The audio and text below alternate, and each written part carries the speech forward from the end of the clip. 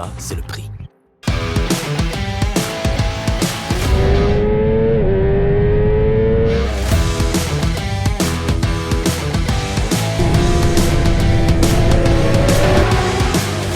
Alors ça, c'est ce qui s'appelle une belle opportunité. Pouvoir essayer la Bimota KB 998 Rimini. Une belle opportunité d'être ici à RS pour cette moto plutôt rare. Et je dirais même une exclusivité considérant que sur 8 médias invités, un seul était français.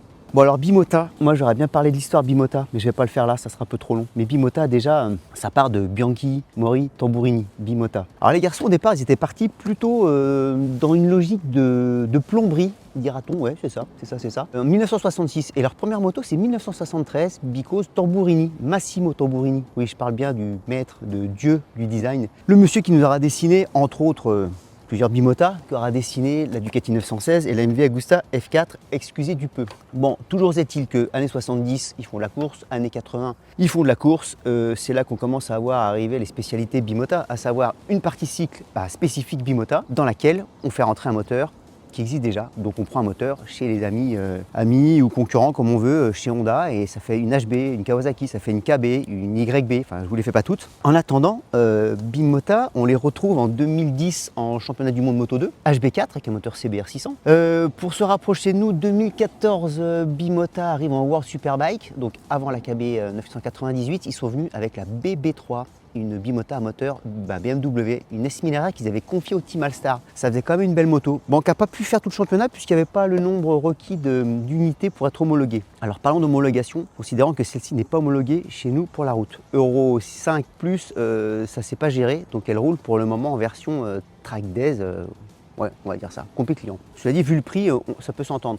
Je voulais juste revenir sur des périodes assez sympas, parce qu'on parle de Bimota, ils ont quand même fabriqué des moteurs Bimota. Une certaine Bimota 500 V2E, vers 98-99, je vous en parlerai bien longuement, j'en ai une moi. Bon bref, celle-ci, elle avait causé des petits soucis en termes de, de trésorerie chez Bimota. Toujours est-il qu'en 2019, Kawasaki met la main, du moins en partie chez Bimota.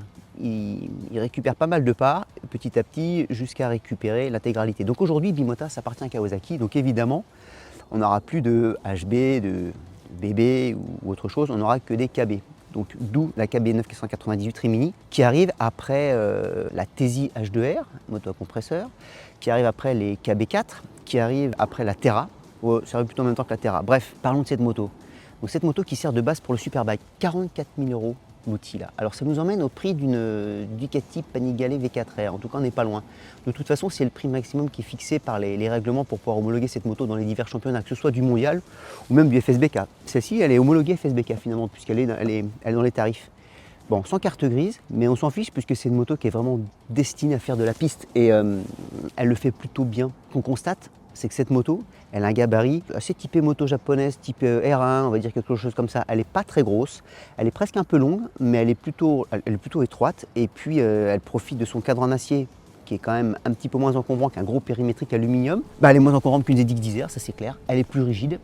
Et puis ça se ressent au pilotage, ça se ressent puisque la moto, elle est plus nerveuse. D'ailleurs, Alex Love, pilote officiel, me le disait lui-même, je préfère quand même la KB par rapport à la ZX d'Isère, puisque la ZX d'Isère, on l'emmenait vraiment trop vite à la limite, alors que celle-ci, elle leur autorise quand même plus d'agilité et en tout cas une vraie belle marge de progression. Ils ont l'air confiants pour cette année d'ailleurs. Ce qu'on retrouve, c'est que la puissance du moteur Kawasaki, qui est toujours avec des vieilles cotes moteurs en 76 par 55, c'est pas un moteur de folie, c'est pas un moteur qui prend des tours de dingue, bon, ça prend 14 000 quand même, mais c'est pas un moteur ultra puissant. Celle-ci, elle est smooth, le moteur, il est jamais explosif, mais parce que très canalisé par l'électronique. Presque un peu trop, je dirais. Comme on l'a essayé là, peu de tours, 2 x 5 tours à RS sur le sec. Moteur pas explosif, beaucoup d'intrusions électroniques, je disais, un rapport très long, enfin une boîte et une transmission très longue. Donc même sur un circuit typé mondial MotoGP, on se retrouve à rouler sur le 2 et 3e rapport, qui était un peu différent quand on a pu avoir la chance d'essayer une moto, on va dire, typée évolution qui a couru en championnat d'Espagne cette année. Ce qu'il faut vraiment retenir sur cette moto, c'est qu'elle est superbe, elle est magnifique. Entre son cadre en acier, ses platines aluminium, son super bras oscillant inversé en aluminium,